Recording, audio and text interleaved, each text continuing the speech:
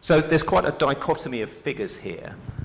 Let's look at which countries of the world are most attractive, and the World Economic Forum have given you some of their insight as to why that is.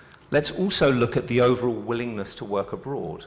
And there's quite a surprising factor. In the last 4 years, there's actually been a 7 percentage point decline on people wanting to work abroad. Why is that?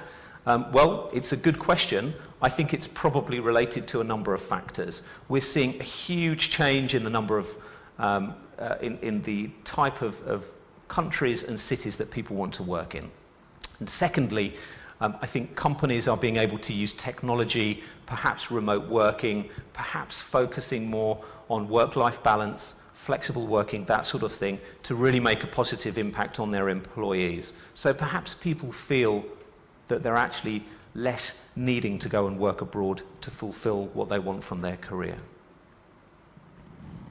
So let's look at the top 10 countries overall.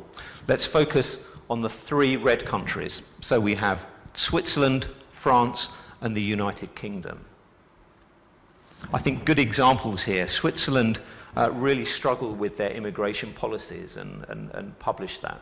So despite being in the top 10 of countries, the perception of work-life balance, the perception of having companies with the right culture, actually the reality is a bit more challenging than perhaps the perception they're looking for. France also has a relatively new political standpoint, a new party with Macron leading the country. The UK, I think it's pretty obvious people are running away from Brexit Britain, which is unfortunate for us. The countries that have increased, well, Japan, we've already identified. Japan needs talent. They have a heavy demographic issue.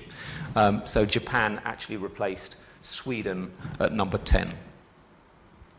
Spain gained 2 places. Australia gained 3 places, both of which are quite often related to climate, living, cost of living, and living conditions and work-life balance. Germany's done an exceptional job, so we also pointed out that Germany needs people. It has a declining population also, and it needs talent so that companies there can continue to prosper. If they don't get talent, they really have a very large issue. So they are working hard to make it a place where people want to go to live and work. And then the United States, actually, what this says to me is that more people voted for Donald Trump's America than Brexit Britain. You know, I think with the United States, that there is, you know, it's an English-speaking country. Anglophone countries figured very well here: Canada, Australia, United Kingdom. English is the most widely taught second language of the world, so it's rather unsurprising. But the issue that the US has is, of course, the people that want to go to the US don't necessarily represent the talent that companies need in the US. And this is perhaps the first opportunity where we can think a bit more about Denmark, and I'll explain why a bit later on. Denmark also, in answer to Core's question, dropped a couple of places. But we're really talking about more than 200 countries of the world here.